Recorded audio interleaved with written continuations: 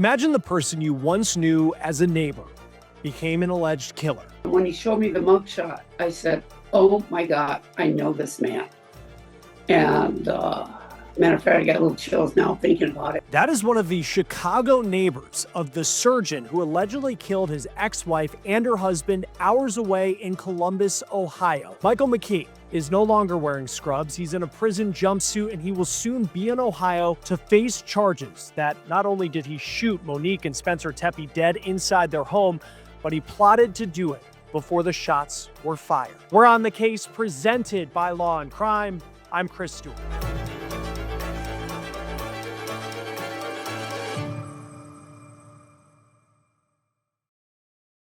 All right, real quick before we start this episode of On the Case, I need to talk about our partner and sponsor, Morgan & Morgan, America's largest personal injury law firm. They have more than 1,000 attorneys who have recovered $25 billion for more than 500,000 clients. In the past few months alone, a client in Florida received $12 million when insurance offered just $350,000. In Pennsylvania, another client was awarded $26 million. That is 40 times the insurer's offer. Morgan & Morgan makes it easy to fight for what you deserve. You can even start a claim from your phone. So if you're injured, you can start a claim at forthepeople.com/OTC. You can click the link below or scan this QR code on your screen. It's a cliche line, but people say you never really know what goes on behind closed doors, or something like you never really know who your neighbors really are. But let's face it, I would like to think that I would know if my neighbors were capable of doing something as horrific as what Michael McKee is accused of doing to Spencer and Monique Tepe. But the truth is, oftentimes in these stories, it's hard to know who the people are amongst us who actually could do something like what he allegedly did. And last summer, I met him. He was a new resident, and I introduced myself to him, and he was a very pleasant man. And there are people in a building in Chicago right now that are kind of going through their mind, rethinking all the interactions they had with Michael McKee. The woman I spoke with today, she spoke with Michael McKee at a pool last summer in Chicago. Her name is Geraldine Kolarek, and she was a neighbor of Michael McKee. She often passed him in the hallway, and she now is coming to grips with the reality of who she was living near, a man who is currently shackled, facing charges of murdering Spencer and Monique Tepe. Now, Geraldine shared us these images here from the building where she lived with Michael McKee up until his arrest. This is a luxury condo building in the Lincoln Park neighborhood of Chicago. And she says that there was actually a police officer outside of McKee's apartment on the 12th floor after his arrest, and she saw law enforcement in the building searching through McKee's apartment after he was taken into custody. Now, I'll have more on whether she noticed any sort of red flags about Michael McKee up until his arrest. But before we get into that, I want to talk about what we know about him to this point, because there are certainly things that have been reported and are clear, like that he was once married to Monique Tepe, and then they divorced before she met Spencer Tepe, and then had 2 children with him, and they moved on with their lives. But Michael McKee, what was he doing? Where did he come from? We did some digging. So let's start with where he grew up, which is Zanesville, Ohio, population roughly 25,000. It's about an hour east of Columbus, and that's where he went to college at Ohio State and where he presumably met Monique. Now, before he became an Ohio State Buckeye, it does appear that he was pretty accomplished coming out of high school. The Zanesville Times-Recorder, the local paper there in Zanesville, his hometown, says that he was honorable mention All-State in football his senior year, and he graduated 5th in his class. Now, this is a guy who had a lot of stuff going for him, it seems. After high school, he stayed close to home. He goes to Ohio State for undergrad. It's unclear when he and Monique started dating, but we did find images of them as early as 2013. Here they are with some friends going to a water park. Now, Monique is from Westerville, Ohio. That's about 20 minutes north of Columbus, and she went to school for early childhood education. And she also was 39 years old. She graduated college roughly in 2010. Now, McKee graduates OSU's College of Medicine in 2014 to be a doctor, specifically a vascular surgeon. You got to go to school for a long time. Now, the first step after graduating med school in 2014 and becoming a surgeon is you move on to a residency. And in that case, it appears that he started that around 2015 in Virginia. Now, he and Monique married in 2015. This is a picture from their wedding day. And then after they were married, the couple moved together to Virginia. Again, the path to becoming a surgeon, it's not an easy one. You do 4 years of undergrad, then 4 years of med school. So that's 8 years. And then you continue on to residency for several years after that. Michael did his at a clinic in Roanoke, Virginia. And he finished that residency after 5 years, graduating in 2020. Now, during his time in Virginia, that is when the marriage with Monique fell apart and the couple divorced in 2017, just roughly 2 years after they were married. Now, we have the divorce documents that show that the couple ended up divorcing, and at the time of the divorce, which played out in Ohio court, Monique was living back, it appears, at home in Ohio, and then Michael was still in Virginia doing his residency, and Monique was awarded the divorce according to documents because of incompatibility. Now, Monique was living back in Ohio at the time of that divorce, and then Michael, as part of this divorce, was awarded the home that the couple lived in Virginia. But as far as, what that incompatibility means, what really was that? This was a couple that got, appeared to have dated for a couple of years before getting married, and then they reach a point 2 years in where things just aren't going well. None of that has officially been reported as of yet. There's obviously a lot of internet rumors that are out there right now. After the divorce, Monique moves on with her life. She stays in Ohio, and eventually she meets a dentist named Spencer Tepe. The two of them met online, and they just built a beautiful life together. They end up getting married in 2020, and then there's that wedding video that everyone has seen at this point, shot by Spencer's brother-in-law of a celebration in 2021. And then this couple goes on to have 2 children, and their ages 4 and 1. Now, while that was going on and Monique was moving on with her life, Michael continued his training to become a vascular surgeon. He completes a fellowship at the University of Maryland, and he wrapped that up in 2022. Now, we know that right now, McKee does have active licenses to be a surgeon in Illinois, where he was living at the time of his arrest, as well as California. And it also appears that he spent time working at a facility in Nevada. There's a local television station, 8 News Now, in Las Vegas, that says he worked for a group called Las Vegas Surgical Associates. It's a group with multiple offices in Nevada. It offers a wide range of procedures. The TV station also says that McKee's license in Nevada expired last year, and the station also says that it has documents that show that McKee was named in a medical malpractice lawsuit in 2023, and it was a suit that was brought against multiple medical professionals. Now, at the time of his arrest, McKee was working for OSF St. Anthony Medical Center in Rockford, Illinois, which is about an hour and a half west of Chicago. The healthcare group released a statement to local media in the wake of the arrest of one of their surgeons that reads, quote, "OSF is cooperating with authorities who will provide further information. All questions should be directed to law enforcement authorities." Now, McKee had a long commute for his job, it seems. Lived in a nice place, though, in Chicago, in Lincoln Park. That's a really nice neighborhood. And the address listed on his documents is this luxury condo building called the Pierre in Lincoln Park. And again, we spoke to one of his neighbors, and we'll hear what she had to say about some interactions she had with McKee in just a moment. What's not clear at this point, there's a lot that's still not clear at this point. Why would Michael McKee, this accomplished surgeon, someone who went to school for like 15 years to get this job, probably made a pretty good amount of money to live in this nice luxury apartment building, why would he allegedly drive to Columbus, Ohio, roughly 6 hours away, and kill his ex-wife and her husband? And why would he do it roughly a decade after his divorce from Monique was finalized? Why would he do it in the days after Christmas and just a day before New Year's Eve? Now, police do allege that McKee drove from Illinois, that's roughly 6 hours, to Columbus to kill Spencer and Monique. Columbus police say that they allegedly spotted McKee on video surveillance in the area of the Tepes on the night of their murder. Now, here's that person of interest video that was released prior to McKee's arrest of just someone who was in the area that police just found suspicious. And according to police documents, police say that they followed that person of interest on surveillance video to a vehicle. And they say the Tepes were killed between 2 and 5 in the morning on December 30th inside their home in Columbus. And police say a vehicle arrived in Columbus shortly before the Tepes were killed, and then it left the area shortly after. McKee was arrested overnight between Friday and Saturday. That's roughly 9 or 10 days after the Tepes were killed. And he was arrested in Rockford, Illinois. It's unclear at this point the exact location of his arrest. We just know that he has that address for that nice building in Chicago. We do know that he worked in Rockford, of course, at that medical center. But again, where exactly was he when the Winnebago County Sheriff's Office took him into custody? Now, it was no secret that McKee was Monique's ex-husband. It was all public record, and it led to a lot of speculation in the wake of the murders of the Tepes. As this investigation went on, though, you didn't really hear a lot about Michael McKee. It is unclear at this point what kind of contact McKee had with law enforcement directly after the Tepes were found dead. Okay, what's the emergency there, police or medical? Maybe both, I guess. I don't know. I'm kind of doing the wellness. We already had a call out there. They knocked on the front door and back door multiple times, and there was no answer.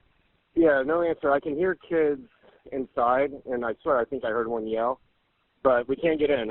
At this point, I don't know if I need to break the door in or just get in the house or what. So. Okay, were you out there when the police was out there? I wasn't. I just got here about 5 minutes ago. Okay. All right. Well, we'll send them back out to you.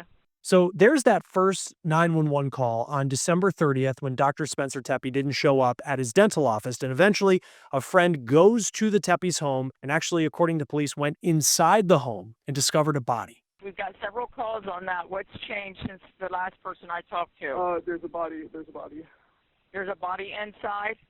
Yeah. Okay, hold on 1 second. Let me get you on the line with the medic, okay? Stay on the line. Police say Spencer and Monique were found in a second-floor bedroom of their home, and new court documents allege that McKee shot both of them multiple times. Now, the Tepes' children were also in the home, but they were unharmed, and they are now with members of their family. 48 hours before McKee was arrested, the Columbus police chief told local media that they didn't have a suspect, but clearly they were working on something behind the scenes. Now, there is still a lot of questions unanswered, and one of them is, how did McKee allegedly get into the Tepes' house? Police said there were no signs of forced entry, and we can see on the front of the Tepes' house that there is some sort of smart doorbell camera, so perhaps they had a security system on that home. You also want to learn what kind of contact, again, was there between Monique and her ex-husband in the years after their divorce? How often did he, an Ohio State alum, go to Columbus? Now, police reportedly found 9mm shell casings in the Tepe home, which could be a massive amount of evidence when it comes to linking McKee to this crime, because you have on one hand, yes, he was in the area, according to police. You see him on video,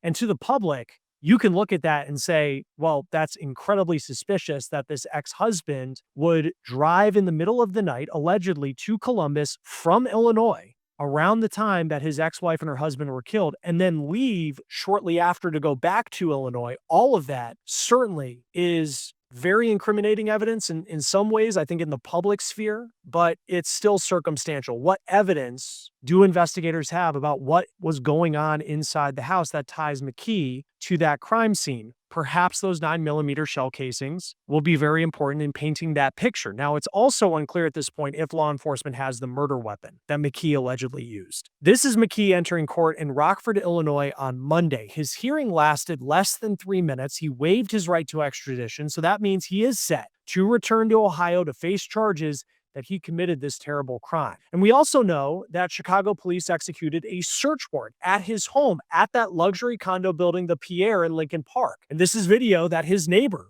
took of police at the condo. His neighbor's name is Geraldine Kollerick, and she is actually a true crime writer, if you can believe it. She's written multiple books about people like serial killers, and yet she's now dealing with the reality that she was a neighbor to Michael McKee. We spoke with her earlier today. Geraldine, how did you know Michael McKee? I knew Michael McKee because here at the Pierre, we have a pool and we have a barbecue pit upstairs. And last summer, I met him. He was a new resident, and I introduced myself to him. And he was a very pleasant man. We didn't discuss about jobs or anything like that. I just told him about the building and how nice it was, and welcome to the Pierre. And the Air and Water Show is the best place to see it in the city because they come right in front of us. And it was just very nice, very pleasant. And we would pass each other. coming into the building and the elevator. And, I even forgot his name, I'll be honest. And I would say hi, and he'd say hi. And I'd say, wow, we're tired, long day. And he'd, yep, long day. We never had any other conversations after that. And I didn't know that he was the suspect until last Saturday. My doorman told me that Channel 7 was outside there, and he knew that I used to work for Channel 7. So I came out, and the reporter said that they've been trying to talk to other residents and everything about Michael McKee.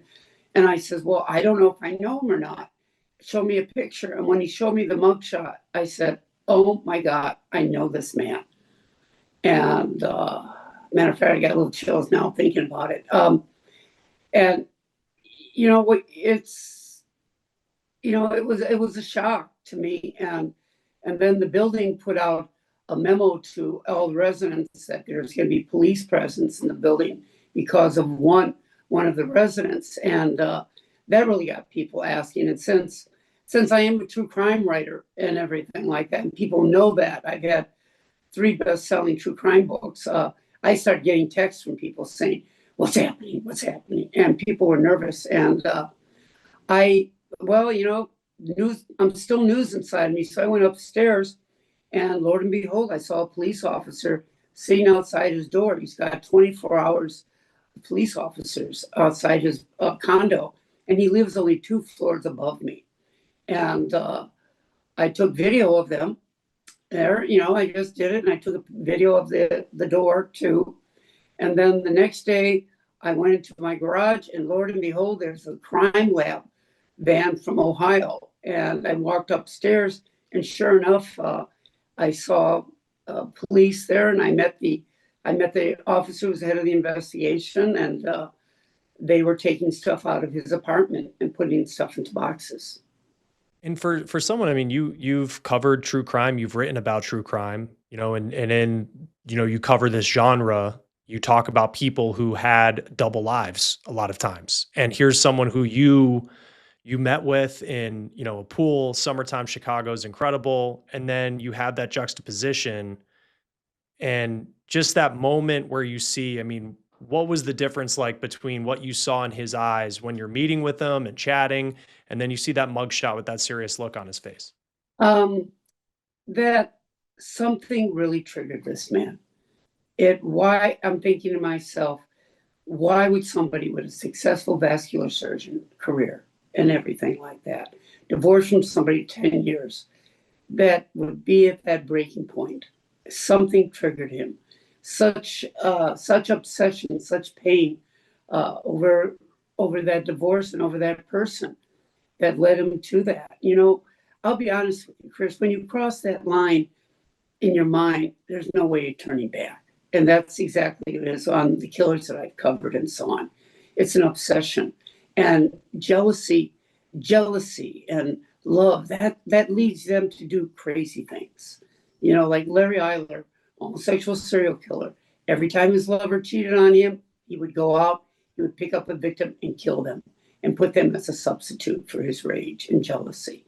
And that's probably what was festering in his mind. He just could not get over this woman. Something triggered this in this man.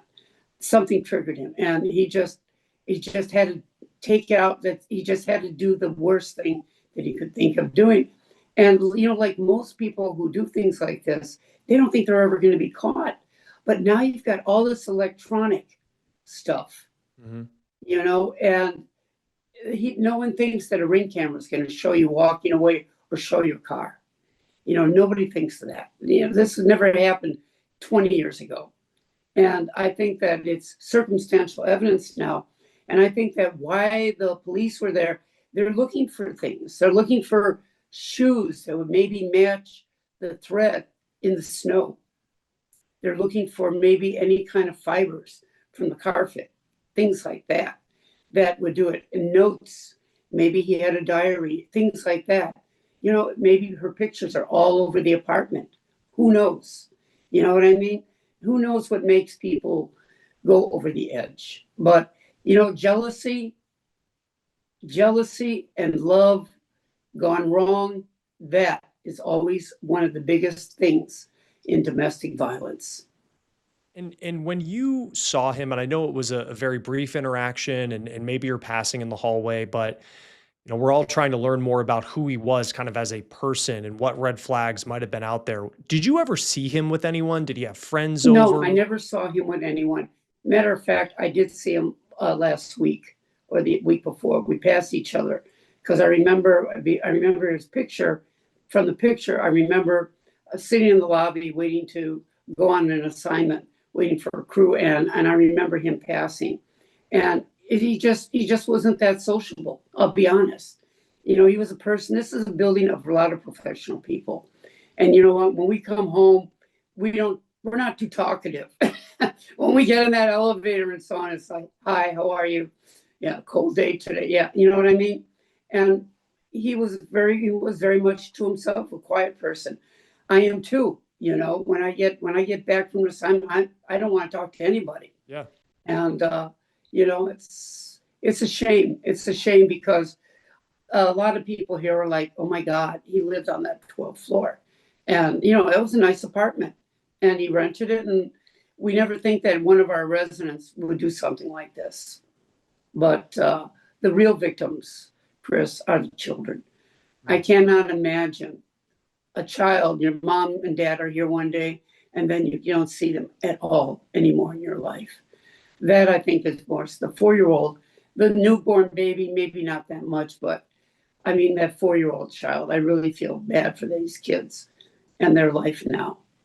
And he's given up his entire career as a doctor. It took him 15 years to be where he's at, making a good career. Was this worth it? To him, apparently it was, to get out his rage and to get out his jealousy that he had, whatever. But that's it. But there's nothing, you never know with a person when they pass or who you're talking to. You know what I mean? You don't know what would trigger anybody. I'm talking to you now and everything. You look like a pleasant person, very nice person, but maybe something will push you over the edge and then you just can't come back anymore.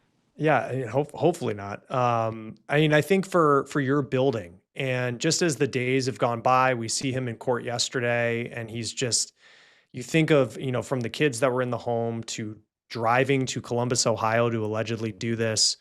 Like, I guess, how are you doing realizing that this person who did this, there's probably that shock of the moment that, oh my gosh, this was a national news story and here it is in our building. But I guess, what's the mood of the building knowing that this was someone who lived, and we'll see how the legal process plays out and the evidence that police have against him, but knowing that he lived alongside all of you, what is the mood of the building right now? Right now, it's pretty jumpy.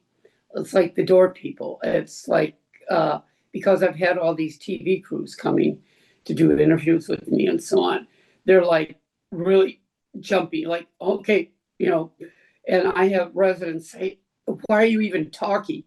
Why are you making a bad thing about our building and everything? Our property values are going to go down, and everything. I says, look, the reality and the truth is that a man lived here in one of our residents and he killed 2 people. And, if the media, because the media knows me, because I wrote Free to Kill on serial killer Larry Eiler. And then I wrote I Am Cain and Prisoners of Fear, these big true crime books that are out there. And what happened is that a lot of media people know who I am. So I get the phone calls. I mean, when Channel 2 saw me on Channel 7, I got a call right away from one of my guys saying, Jer, we interviewed you last year on Eiler because of the DNA story that about unidentified victims and how I convinced a coroner to not bury these bodies, but use DNA. And last year we identified and returned 3 boys home. They know who I am, so they come to me. But some of the residents are very angry that I'm speaking out, and some of the management people. But, like they say, you could only do the interviews in your apartment. So what I'm doing is, if you want to talk to me, you got to talk to me outside or do by Zoom. But I think that I'm not afraid. No resident wanted to talk, but it's just so kinky winky, Chris, that out of all the residents, I met this guy. And when I saw the picture, I realized who he was. And, but I even forgot his name. You know, we would just pass each other. Boom, hi, how are you? Because I knew what he looked like. He knew what I looked like. He didn't say hi, Geraldine, or anything like that. But, you know, it's a little iffy here now that they passed out the thing about the police coming to the apartments. And I've asked some neighbors that lived on 12 what's happening, and they've looked at me. I had my friend Ron looked at me and he says, I don't know. I don't want to ask Jer. I don't want to ask. I don't want to know. What I don't know won't hurt me. And, you know, that's the feeling, that they don't want to get involved. Geraldine, last question for you. Just as a journalist, someone who covers true crime, who's covered really tough cases about really bad people, and he's alleged to be one of those people right now. I mean, if you were to sit down with him, knowing that to an extent you knew him, you've had conversations without knowing that this was going on allegedly in his mind. I mean, what would you ask him? I would say to him, Mike, what were you going through in your mind that would lead you to this? What are your regrets now, having done this? What are the ramifications? And you know what? I really feel inside of me, and I'm not, you know, me as a person, I think that he may even try to commit suicide in jail. That's a thought of mine too, because being such a professional person and then realizing the consequences now of his actions, and very intelligent, how this is going to go over and over in his mind. Why did I do what I did? You know what I mean? And he's going to be very depressed and everything that goes along with this. He's not your typical Larry Eiler killer, okay? That's living out the fantasies. I mean, a lot of the killers, as we know, Chris, live out their fantasies. But when you do something like this and it's an obsession, then probably you'll have an obsession about how you destroyed your life. You know, that's the consequences that may happen. I hope not. But I mean, he's also up for the death penalty. You got to realize that. So aggravated murder means death penalty in Ohio, where it doesn't mean it in Illinois. So now this may be it, or this may be his way to say, now that I'm going to be convicted and everything, I'm going to seek the death penalty because it's the only way to end my pain. So we'll see how this goes and everything. But I never was afraid of him. I never thought anything weird or unusual. He was just another resident. It's somebody that I met up at the pool. You know what I mean? And we'd pass each other and we'd say, hi, how are you? Fine. Or I would say, boy, I'm exhausted. And sometimes he would say, I am too. And, you know, that was it. And I would get off on my 10th floor and he'd get off on 12. So, you know, it's a shame. It's a shame for everybody around, but the children are the ones that will be the real victims of this whole case. Yeah, no, very well put. Well, Geraldine, thank you for taking the time to speak with us. We really appreciate it. Okay, thank you. So here's the statement that the Tepe family released on the day of the McKee's arrest. Quote, today's arrest represents an important step toward justice for Monique and Spencer. Nothing can undo the devastating loss of 2 lives taken far too soon, but we are grateful to the City of Columbus Police Department, its investigators, and assisting law enforcement community whose tireless efforts helped to capture the person involved. We thank the community for their continued support, prayers, and compassion shown throughout this tragedy. As the case proceeds, we trust the justice system to hold the person responsible fully accountable. Monique and Spencer remain at the center of our hearts, and we carry forward their love as we surround and protect the 2 children they leave behind. We will continue to honor their lives and the light they brought into this world. The Tepes also leave behind those 2 children, ages 1 and 4. There is a GoFundMe that has raised more than $210,000. Those children were unharmed on the night that their parents were killed, but of course, they are now dealing with the reality that their parents are no longer here. They are currently living with family. That will do it for On the Case, presented by Law&Crime. Subscribe to us on YouTube and Spotify, and you can also watch episodes of On the Case now on Peacock. I'm Chris Stewart. We'll see you next time.